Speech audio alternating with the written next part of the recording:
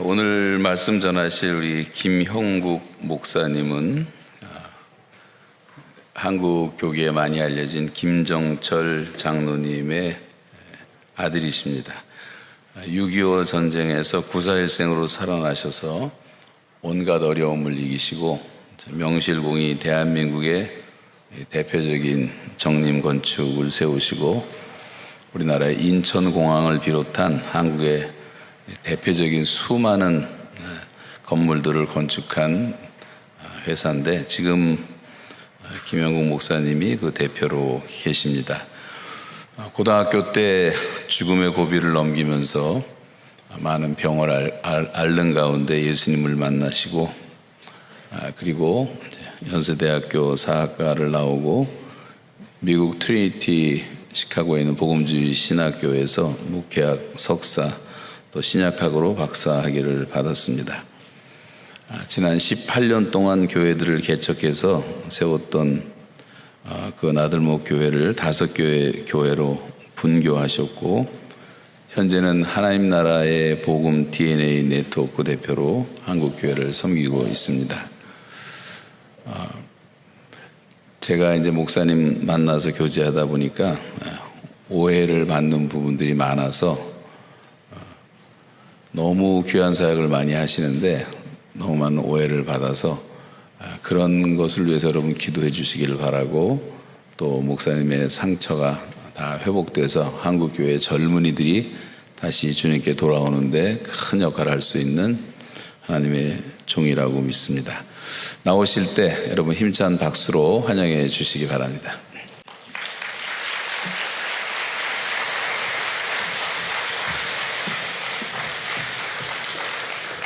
안녕하세요. 네, 안녕들 하시죠? 우리 성도들 이렇게 같이 말씀으로 함께 나누게 돼서 너무너무 기쁘고요. 또 유튜브로도 어제 저도 유튜브로 좀 참여했는데 유튜브로 전 세계에서 참여하고 있는 우리 성도들 주님의 이름으로 축복합니다. 저는 고등학교 1학년 때 회심을 했습니다. 그리고 그때부터 지금까지 약 40여 년을 주님을 따라왔습니다. 올해 제가 환갑이 돼서 주님을 따른 세월이 꽤 길어졌구나 하는 걸 이제 알게 됐어요. 여기 뵈니까 저보다 훨씬 형님 누님들이 많이 계신데 근데 제가 40여 년이 넘는 동안 주님을 따르면서 제 속에 사라지지 않는 질문이 하나 있었어요. 그게 뭐였냐면 초대교회가 너무 신비하다는 것이었습니다. 초대교회 상황은요 정말 나빴거든요. 유대교회 핍박을 너무나도 심각하게 받았고 로마 사회로부터 핍박을 국지적으로 받다가 전체적으로 받다가 뭐 이 일들이 끊임없이 일어났고요. 그뿐만 아니라 세속사회로부터 로마의 세속사회로부터 여러 가지 공격과 유혹을 끊임없이 받았던 것이 초대교회입니다. 거기다 고대 사회는요 기근, 전쟁, 전염병, 우리 요즘 코로나 있잖아요. 이런 게 늘 있었어요. 그래서 생존 자체가 늘 위협받는 굉장히 어려운 시대였고 그래서 평균 연령 자체가 우리가 상상할 수 없을 정도로 낮았습니다. 빨리빨리 일찍 다들 죽었어요. 그저께 어려운 상황 속에 왔는데 거기다가 초대교회는 신학교도 없었습니다. 신약 성경도 아직 완성되지 않았습니다. 방송국? 당연히 없죠. 유튜브? 당연히 없죠. 성경 공부 교재? 없죠. 있는 것보다 없는 게 훨씬 많았습니다. 그런데 어떻게 이 초대교회는 한 사회학자에 의하면 AD 100년쯤 그러니까 예수님이 돌아가시고 부활하시고 난 다음에 약 6, 70년이 지났을 때쯤 기독교 전체 인구가 7,500명밖에 안 됐을 거다 그렇게 보고 있어요. 사회학자들이. 근데 이런 7,500명밖에 안 됐던 기독교가 AD 300년이 되면 딱 200년이 더 지나면 몇 명이 되는지 아십니까? 630만 명이 됩니다. 그러니까 1만 명이 되지 않았던 인구가 200년 사이에 630만 명이 돼요. 그러니까 7, 800배가 는 거예요. 200년 동안. 그래서 학자들은 10년마다 40%씩 증가했다고 보고 있어요. 기독교가. 아니 도대체 어떻게 이런 일이 일어날 수 있는 것일까? 아무것도 없었는데 그렇게 핍박이 있고 어려웠는데 저는 이 초대교회를 오랫동안 공부하면서 어떻게 우리 한국교회가 제가 섬기는 교회들이 초대교회 같은 교회가 될 수 있을까? 그게 저한테는 큰 질문거리였습니다. 이런 교회들은 어떤 교회의 특징이 있습니까? 끊임없이 새롭게 예수를 위해서 회심하는, 예수를 따르는 사람들이 끊임없이 일어나는 거죠. 그러니까 10,000명도 안 됐던 사람들이 200년 사이에 630만 명이 되는 거죠. 그러니까 끊임없는 회심, 그런 회심된 사람들이 살아가고 있는 건강한 교회, 그 건강한 사람들이 세상에 영향을 끼치는 선한 영향력, 이런 것이 없었다면 10,000명의 사람이, 10,000명도 안 됐던 사람이 200년 동안 630만 명이 되는 것은 불가능한 일이었겠죠. 그렇다면 이렇게 기독교의 역사에 정말 아름답고 영광스러운 기록을 남긴, 역사를 남긴 초대교회처럼 우리 한국교회도, 제가 섬기는 조국교회도 그런 교회가 되면 얼마나 좋을까. 여러분들도 그러지 않으세요? 우리 마음속에 아마 다 비슷한 마음이 있을 거예요. 그래서 오늘 제가 여러분들하고 이 말씀을 나누기 위해서 이 자리에 초청을 받았을 때 여러 본문이 제 마음속에 떠올랐어요. 어떤 말씀을 전해야 되나 고민하고 있었는데, 주님께서 제 마음속에 초대교회 성도들이 즐겨 찬송시를 떠오르게 하셨어요. 신약성경에 바울이 소개하고 있는 초대교회가 주로 불렀던 찬송시가 2개가 있는데, 하나는 빌립보서 2장에 있는 이 마음을 품으라고, 그리스도의 마음이, 그 구절 아시죠? 그 본문과 또 하나는 골로새서에 나와 있는 그리스도 예수에 대한 노래입니다. 저는 오늘 골로새서에 그리스도에 대한 이 노래의 일부분만을 전체 다룰 수가 없어서 뒷부분만 여러분과 다루려고 해요. 근데 골로새 1장 18절에서부터 20절, 사실 15절에서부터 20절까지의 노래인데요. 15절에서부터 20절까지, 17절까지는 그리스도는 보이지 않는 하나님의 형상이고 만물이 그리스도로 인해서 창조되었고 만물은 그리스도를 위해서 창조되었고 만물이 그리스도 안에서 존속한다. 그리스도가 전부다. 그걸 선언하고 난 다음에 우리 18절이 시작되는 거예요. 그래서 그리스도가 으뜸이시다, 시작이시다, 가장 먼저 나신 자다, 그리스도에서 으뜸이시다, 이렇게 선언을 하는 거죠. 이게 초대교회 성도들의 마음을 확 잡고 있었던 거예요. 주님이 전부다. 요즘 식으로 얘기하면, 요즘 젊은이들 식으로 얘기하면 최고. 이쯤에서 한번 웃어주셔야 돼요. 주님이 최고다. 최고도 아니고 최고. 주님 외에 아무도 없다. 오, 이런 엄청난 선언을 진짜 이들이 믿고 있고 끊임없이 그렇게 예수님을 노래했다는 거예요. 여기까지 우리랑 비슷해요. 그런데 그리고 난 다음에 오늘 제가 여러분들하고 집중하려고 하는 구절은 19절 20절이에요 19절 20절을 보면 뭐라고 얘기냐면, 아버지께서는 모든 충만으로 예수 안에 거하게 하시고 그 십자가의 피로 화평을 이루사 만물, 또 땅에 있는 것들이나 하늘에 있는 것들 그로 말미암아 자기와 화목되기를 기뻐하셨다, 이렇게 나오는데, 사실 우리말 성경에 번역되지 않았지만 여기는 왜냐하면 이렇게 시작해요. 으뜸이 되셨다, 으뜸이 되게 하셨다. 왜냐하면 하나님께서 이러한 것을 기뻐하셨다. 그래서 원어 성경에는 기뻐하셨다는 단어가 19절에 나와요. 그러니까 2가지를 기뻐하셨다는 거예요. 첫 번째는 하나님의 모든 충만함으로 예수 안에 거하시는 것을 기뻐하셨다. 두 번째는 십자가의 피로 화평을 이루셔서 만물과 화목게 되는 것을 기뻐하셨다, 이렇게 이야기를 해요. 그러니까 초대교회 성도들은 이걸 매일 노래를 했기 때문에 사도 바울이 골로새서 쓸 때 이 찬송시를 가져다가 여기다 인용하고 있는 거거든요. 사랑하는 성도 여러분, 전 세계에 있는 우리 그리스도인들, 디아스포라 한인 여러분, 우리도 초대교회처럼 노래했으면 좋겠어요. 이 노래를 정말 부를 수 있었으면 좋겠어요. 하나님이 기뻐하셨다. 무엇을? 십자가의 피로 화평을 이루셔서 만물을 화목하게 하시려고 하셨다. 그 주님의 그 기뻐하심이 우리가 늘 노래하는 것이 되었으면 좋겠다라는 소망이 저에게 있어요. 저는 이 노래를 조금만 제가 이해하고 정말 이 노래를 우리가 어쩌면 소망이 있을지 모른다. 한국 사회에 선한 영향력을 끼칠 수 있을지 모른다. 그런 소망이 있어요. 여러분들, 저는 여러분들과 함께 이 본문에 나온 하나님이 기뻐하시는 3가지에 대한 이야기를 나누고 싶어요. 첫 번째는 하나님은 예수님을 통해서 자신을 보여주시는 걸 기뻐하십니다. 그게 19절이에요.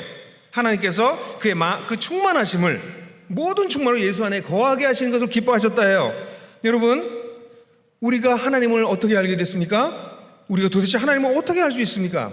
우리 하나님을 알 수 없는 존재잖아요.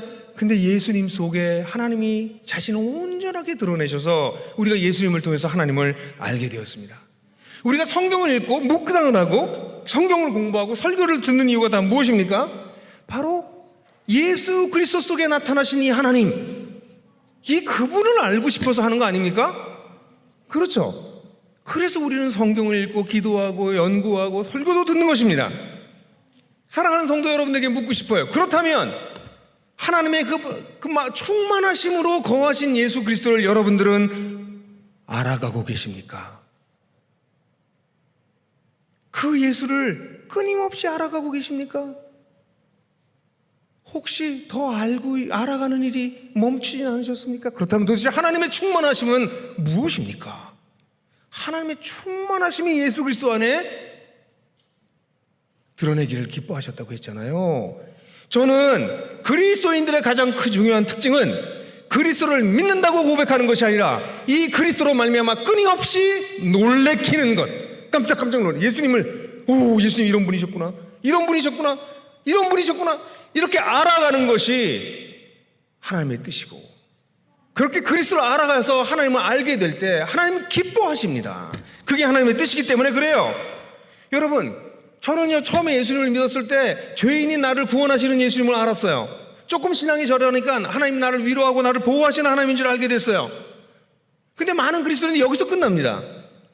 근데 성경을 계속 공부하고 그리스도를 알아가다 보니까 예수님은 사람을 변화시키시네. 이 사람을 변화시킨 사람들 통해서 공동체를 세우시네. 이런 걸 대학교 때쯤 알게 됐어요.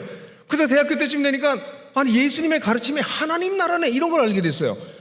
예수의 중심 사상이 하나님 나라네. 그래서 하나님 나라만 가르치셨네. 계속해서 그러다 돌아가신 거네. 그리고 부활하셔서 하나님 나라를 이 땅에 시작하셨네. 그리고 초대교회는 이 하나님 나라를 살아냈네. 와우, 야, 이 하나님께서 놀라운 일을 하고 계시는구나.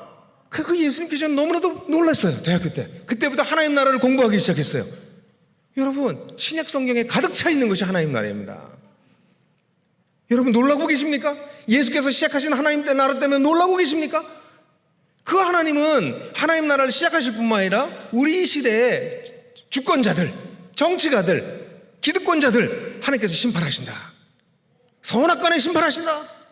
하나님은 만국을 심판하시는 하나님이시구나.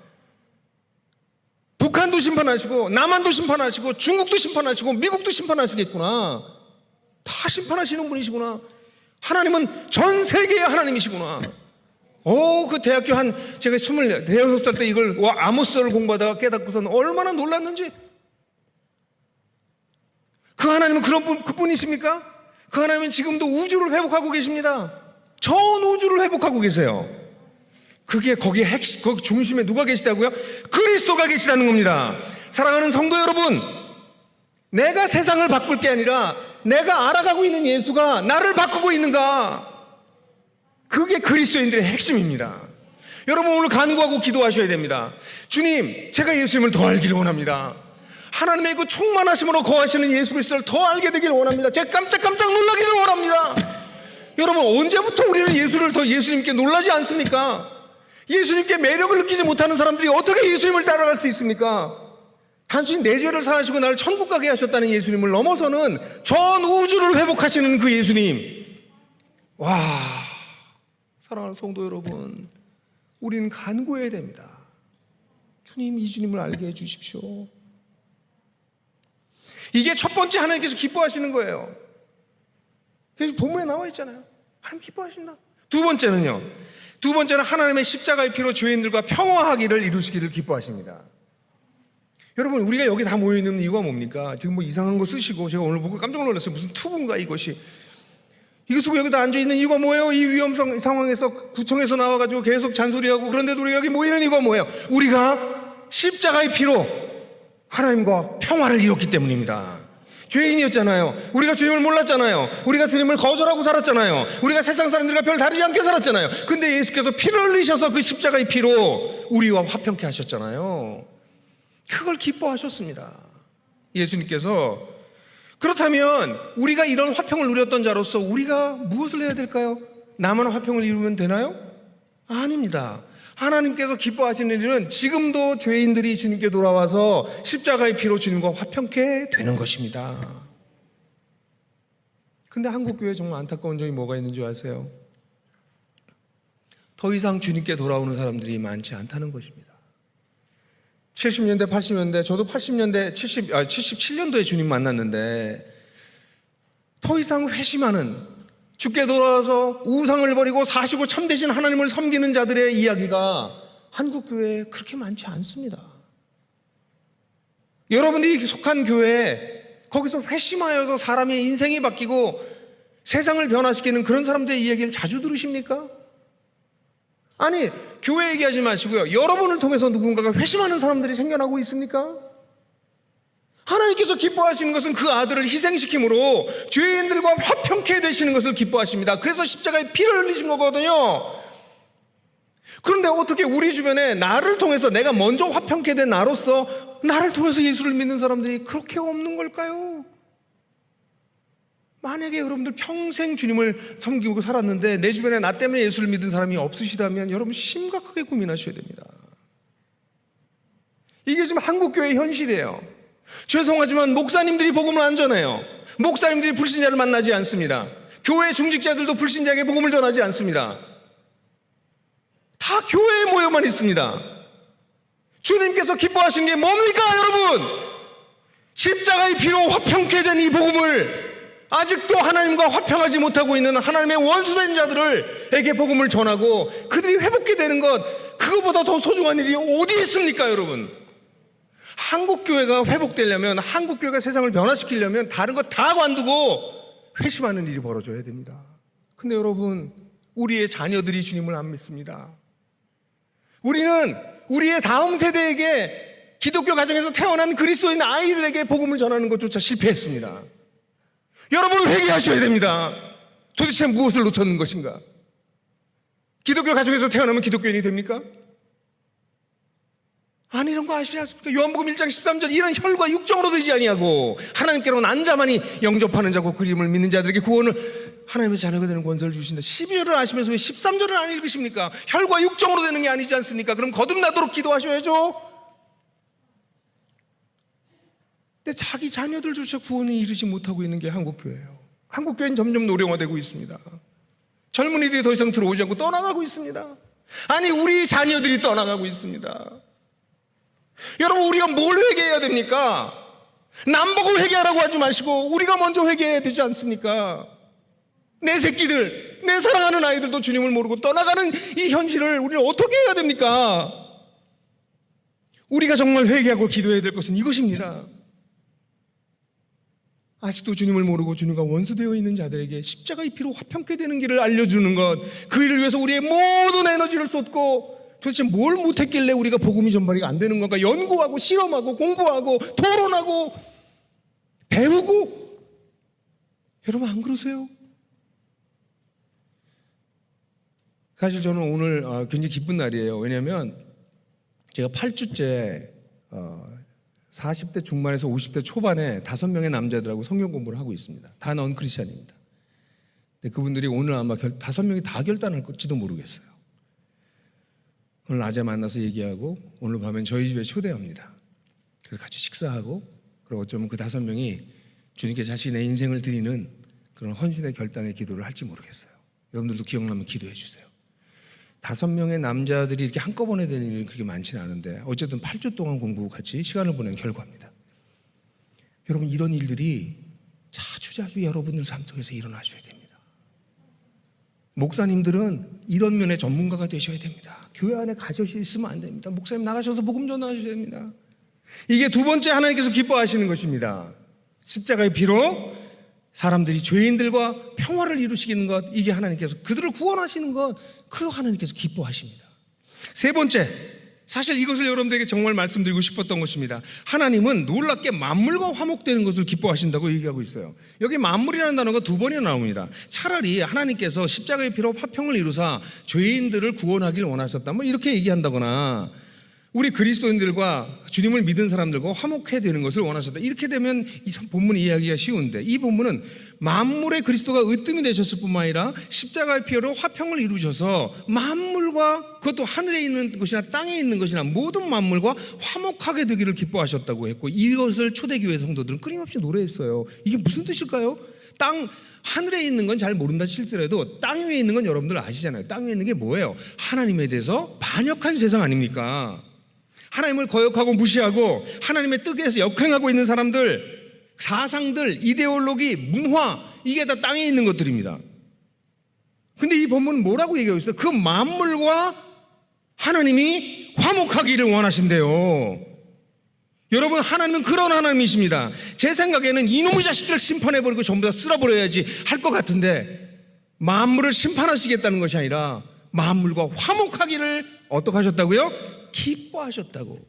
영어 성경에 여러 가지 표현, God was pleased, it was God's pleasure, 다양하게 표현하고 있어요. 하나님의 기쁨이었다, 만물과 화목하는 것이. 여러분, 이 메시지를 알고 계십니까? 하나님이 간절히 원하는 것은 세상을 심판하는 것이 아닙니다. 세상과 화목하시는 겁니다. 자신을 적대하고 자신을 싫어하고 자신을 무시하고 그러고 있는 개인과 사회와 시스템과 문화와 이데올로기와 이 모든 것과 화목하기를 원하신다는 것이, 도대체 이 말씀은 무엇입니까? 오늘 한국교회가 들어야 될 메시지입니다. 우리 하나님께서 원하시는 이 화목의 메시지를 우리는 들어봐야 됩니다. 이 본문에 나오잖아요. 제 얘기가 아니잖아요. 초대교회 성도들이 불렀던 노래잖아요. 이게 노래 가사잖아요. 그렇다면 어떻게 될까요? 여기 어떻게 되는지 설명합니다. 어떻게 된다고요? 십자가의 피로 화평을 이루셔서. 이건 번역하기가 좀 어렵긴 해요. 왜냐하면 이 번역은 십자가의 피로 평화를 이루실 때, 십자가의 피로 평화를 이루셨기 때문에, 또는 십자가의 피로 평화를 이루시는 것을 통해서, 이게 다 번역이 가능한 번역입니다. 근데 여기서는 그냥 십자가의 피로 평화를 이루셔서, 그래서 만물과 화목하기를 기뻐하셨다, 이렇게 얘기하고 있는 거예요. 그러면 십자가의 피로 평화를 이루신다는 것은 무엇입니까? 조금만 생각하면 알 수 있어요. 우리가 십자가의 피로 화평을 얻었잖아요. 우리가 제일 먼저 화평됐잖아요. 그리고 하나님과 어떻게 됐어요? 화목하게 됐잖아요. 우리가, 그죠? 우리는 하나님과 리컨사일 된 사람들이잖아요. 화목한 사람들이잖아요. 아멘? 그 방법으로 하나님께서 지금 우리만이 아니라 세상에 있는 모든 것들과 화목하기를 원하신다는 거예요. 그럼 어떤 겁니까? 십자가의 피를 통해서 그렇게 하셨다는 얘기는, 다시 말하면 예수님 십자가의 피를 그냥 흘리셨어요? 오셔서 뭐 하셨습니까? 예수님 제일 먼저 오셔서 하신 게 뭐예요? 죄인들과 함께 하셨습니다. 일단 하나님이 인간이 됐다는 것 자체가 이해할 수도 없는데, 인간이 되신 하나님께서는 죄인들과 함께, 죄인이 누구예요? 손가락질 당하는 사람들과 함께 했습니다. 손가락질 하는 사람들, 장녀들, 세리들, 그들과 함께 하셨습니다. 그들과 같이 식사하셨습니다. 그들 집에 들어가서 유하셨습니다. 그들과 함께 노셨어요. 예수님께서 그들의 친구가 되어주셨습니다. 그들의 이야기를 들으셨습니다. 그리고 난 다음에 그들 가운데 예수님의 이 하나님 나라에 대한 이야기를 듣고 복음을 들은 자들이, 우리 주님께서 돌아가시고 난 다음에 그 자신들을 위해서 십자가에 죽으신 것을 깨닫고 그들이 주님께 돌아오는 역사가 일어났어요. 바리새인들과도 첨예하게 대립하셨지만 바리새인들을 사랑하셨어요, 주님께서. 그래서 그들의 마음에 상처를 내시기도 하셨어요. 사랑하셨기 때문에. 그들 가운데 일부가 주님을 믿기도 했고, 아리마대 요셉이나 니고데모 같은 사람이 예수님을 믿기도 했고, 그리고 주님이 돌아가시고 부활하시고 난 다음에는 사도행전을 보면 허다한 바리새인들이 돌아오더라라는 얘기가 있습니다. 그들이 왜 돌아왔을까요? 예수님이 그들과 함께 대화하고 토론도 하시고 그러셨기 때문이에요. 사랑하는 형제자매 여러분, 오늘날 우리 한국교회가 해야 될 것이 무엇입니까? 예수님처럼 하셔야 됩니다. 예수님처럼 평화의 피로, 이 십자가의 피로 평화를 이루셨던 것을 우리 배워야 됩니다. 그러기 위해서 먼저 뭐부터 해야 됩니까? 손가락질 하는 사람들의 친구가 되십시오. 사랑하는 형제자매 여러분, 한국 사회의 문제라고 생각하는 사람, 저 사람들 때문에 이 나라가 망해 라고 생각하는 사람들부터 찾아가십시오. 그거 안 하시겠다고요? 주님은 하셨는데요. 그것 때문에 주님은 오해를 받으셨는데요. 그것 때문에 결국 주님께서는 십자가에 죽기까지 하셨는데요. 사랑하는 형제자매 여러분, 우리는 손가락질 할 수 있는 자격이 없는 사람입니다. 우리도 손가락질 당하던 사람이었습니다. 내 주님께서 십자가의 피로 우리를 용서하셨기 때문에 우리가 주님과 화평케 이루게 됐어요. 그런데 누가 감히 손가락질을 합니까? 그들을 죄인이라고. 죄인들의 친구였던 예수님처럼 우리도 그들과 대화해야 됩니다. 우리가 죄를 짓자는 얘기가 아니에요. 그들의 친구가 되어줘야 됩니다. 근데 한국교회는 지금 수많은 사람들을 향해서 손가락질하고 있습니다. 주님께서 기뻐하시겠습니까? 그게 십자가의 피로 평화를 이루신 주님을 따르는 길이라고 여러분들은 생각하십니까? 여러분들 주변에 친구가 있으세요? 하나님을 알지 못하는 사람들 친구가 있으세요? 다 다 기독교인들끼리 모여서 자기네들끼리 몰려다니는 집단, 그 집단을 세상에서 누가 좋아하겠습니까? 여러분들은 아니 원수가 아니라 손가락질하는 사람이 아니라 아니 그냥 넌 크리스찬 이웃 친구가 계십니까? 그들의 얘기를 들으셔야 돼요. 저는 이면수 목사님 참 존경하는 이유가 제가 말도 안 되는 오해를 받긴 해요. 뭐 그런 오해는 늘 있는 거니까 그러려고 살아요. 근데 이면수 목사님이 저에 대해서 안 좋은 얘기를 들으시고 그냥 저랑 관계를 안 가지시면 되는데 저를 굳이 찾아오셨어요. 그래서 저와 대화를 나누는 걸 보시고 목사님과 저랑 마음이 통한 거야. 그래서 이 자리에 꼭 나와라. 꼭 와서 같이 설교해라. 그래서 저도 우리 이면수 목사님 너무 존경스럽고 믿음의 선배로 내 따라가야 될 선배 중에 하나구나. 그래서 여기 왔어요. 임 목사님이 저를 찾아오셔서 제 얘기를 듣지 않으셨다면 전 이 자리에 오늘 못 왔을 거예요. 제가 어떻게 이 자리에 오겠습니까? 온갖 소리를 듣고 있는데 안 들어. 크리스찬들끼리도 안 들어요. 죄인들을 향해서 손가락질하기는커녕 크리스찬들끼리 나눠져서 서로 이야기도 안 하고 토론도 안 하고 듣지도 않아. 그리고 정죄를 하고 있어요. 주님께서 기뻐하실까요? 십자가의 피로 평화를 이루신 주님께서 기뻐하실까요? 사랑하는 형제자매 여러분, 우리 주님께서 뭐라고 말씀하셨습니까? 화평케 하는 자에게 복이 있나니 그들이 하나님의 아들이라 일컬음을 받을 것이며. 어떻게 화평케 할 수 있습니까? 우리가 그들의 친구가 먼저 되어야 됩니다. 누구든지 그들과 이야기해 봐야 됩니다. 토론해야 됩니다. 무슨 생각이 다른지 얘기해 봐야 됩니다. 그것이 없이 정죄하는 것은 위험한 일입니다. 주님께서 기뻐하지 않으세요. 하셔도 할 수 없지만 나중에 주님께서 혼날 거예요. 나는 너희들한테 그렇게 가르치지 않은데, 나는 너를 그렇게 대하지 않은데 너는 왜 네 이웃을 그렇게 대했니? 한국교회는 회개해야 됩니다. 우리는 누구에게 손가락질을 하기 전에 그들의 친구가 되었는지 먼저 질문해 봐야 돼요. 여러분 동성애자들과 만나서 얘기해 보셨습니까? 얘기 안 해보셨잖아요. 얘기해 보셔야 돼요. 그들도 사람이고요. 그들도 고민이 있고요. 죽고 싶을 정도로 어렵거든요. 이런 얘기하면 동성애 옹회자래. 그리고 공격해요. 예수님은 장녀의 옹호자였네. 국가를 배신하는 반역자들의 옹호자였네. 사랑하는 형제자매 여러분, 어쩌다 우리가 이렇게 고통당하고 있는 수많은 사람들을 소리를 안 듣나요? 먼저 들어보셔야 돼요. 그들이 잘했다는 게 아니에요. 그들은 죄인이에요. 그들은 문제가 있어요. 그러나 친구가 되는 게 먼저예요. 그리고 난 다음에 그들을 위해서 죽기까지 하는 거죠. 그들을 살리겠다고. 그게 주님이 십자가의 피로 평화를 이루신 거잖아요. 그러니까 십자가의 피를 평화를 이루신 걸 따르기 위해서는 먼저 그들의 친구가 되고 그 다음에 그들을 위해서 대가를 지불하는 것이에요. 그게 우리 남한 사회가, 우리 한국 사회가 깨져 있는 이것을 해결할 수 있는 유일한 방법입니다. 골로새 1장 20절이 저는 우리 한국 사회에 하나님께서 하시는 말씀이라고 저는 믿어요. 우리 한국 사회를 보십시오. 우리 한국 사회 갈갈이 찢겨져 있습니다. 가정들이 다 깨져 있어요. 그리스도인 가정들도 분열되어 있습니다. 우리 사회는 성별에 의해서 나눠져 있습니다. 세대로 나눠져, 동서로 나눠져 있습니다. 이데올로기로 나눠져 있습니다. 남북으로 나눠져 있습니다. 한국 사회는 갈갈이 찢겨져 있어요. 이 갈갈이 찢겨진 것에 화목을 이룰 자가 누구입니까? 십자가의 평화로, 십자가의 피로 평화를 누린 우리가 아닙니까? 그 평화를 이루는 자들이 하나님의 아들이라 불리움을 받을 거라고 주께서 약속하지 않으셨습니까? 사랑하는 형제자매 여러분, 정신을 바짝 차리셔야 됩니다. 나는 이 깨지고 분열되고 상한 세상 속에 평화를 증진시키고 있는가? 아니면 나는 나도 모르는 사이에 분열을 더 만들고 있는가? 증오를 더 일으키고 있는가? 혐오를 일으키고 있는가? 아니면 나는 사람들을 서로 이해하게 만들고 서로 화해하게 만들고 어떻게 해서든지 하나님의 이 화목으로 끌고 갈 수 있기 위해서 애를 쓰는가? 그들과 대화하고 그들을 위해서 희생하는가? 사랑하는 형제자매 여러분, 지금 세상은 더 깨져서요, 자국중심주의가 돼서 미국은 완전히 자국중심주의로 돌아서가지고 지금 전 세계가 지금 흔들리고 있어요. 전 세계가 흔들리고 있습니다. 그것뿐입니까? 인간의 무한 탐욕으로 말미암아 바이러스가 이제 인간을 공격하기 시작했습니다. 지구촌, 이 지구라고 하는 것 전체가 깨지고 있습니다. 여러분, 이런 깨어짐 속에서 우리가 무엇을 해야 됩니까? 사랑하는 형제자매 여러분, 하나님의 말씀을 들으십시오. 제 의견은 듣지 마십시오.